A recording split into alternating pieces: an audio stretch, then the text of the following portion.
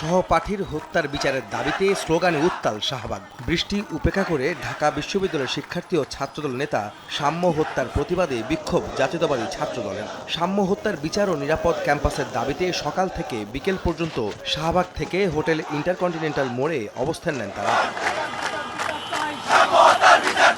আন্দোলনরতরা বলছেন, সাম্য হত্যায় জড়িত মূল আসামি গ্রেফতার হয়নি এখনো। প্রশাসনের ব্যর্থতায় মূল আসামিরা ধরাছোঁয়ার বাইরে বলে অভিযোগ তাদের।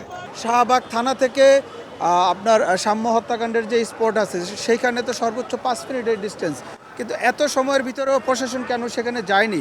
আমাদের দাবি পূরণের জন্য করণীয় সকল কিছুই করব। অন্তর্বর্তীকালীন সরকার যে প্রশাসন আছে তারা এই হত্যার যে সঠিক তদন্ত তারা এখন পর্যন্ত করতে ব্যর্থ হয়েছে। তারা যেভাবে ন্যারেটিভ তৈরি করতে চেয়েছে, হত্যাকাণ্ডকে জাস্টিফাই করতে চেয়েছে, সেইটা খুবই অনাকাঙ্ক্ষিত। জাতীয়তাবাদী ছাত্রদল তাদের সহযোদ্ধা বাই হত্যার বিচার না হওয়া পর্যন্ত রাজপথ ছাড়বে না।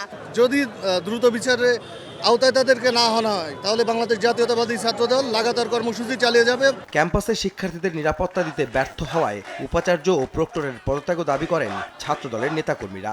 এই হত্যাকাণ্ডকে কেন্দ্র করে দেশে এক শ্রেণীর গোষ্ঠী এই ঘটনাকে ভিন্ন খাতে প্রবাহিত করার চেষ্টা করছে। আমরা চাই তাদেরও বিচারের আওতায় আনতে হবে।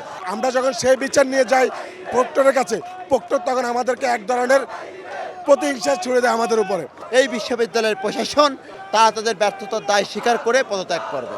সংগঠনটির কেন্দ্রীয় নেতারা বলেন, সাম্য হত্যার সঙ্গে জড়িতদের গ্রেফতারে গাফলতি আছে পুলিশের। দাবি আদায় না হলে কঠোর কর্মসূচির হুঁশিয়ারি দেন তারা। ঢাকা বিশ্ববিদ্যালয়ের শিক্ষার্থীরা অনিরাপদ বোধ করছেন এবং সাম্য হত্যাকারীদের গ্রেপ্তারের দাবি, বিচারের দাবি, নিরাপদ ক্যাম্পাসের দাবিতে আমাদের এই অবস্থান কর্মসূচি চলছে। যদি দাবি না মানা হয় তাহলে এর থেকে কঠিন কর্মসূচি আমরা ইনশাল্লাহ ঘোষণা করব। নিয়মিতভাবে তাদেরকে আহ্বান জানাচ্ছি আমাদের প্রতিবাদে ভাষা যেন তারা বুঝতে পারে।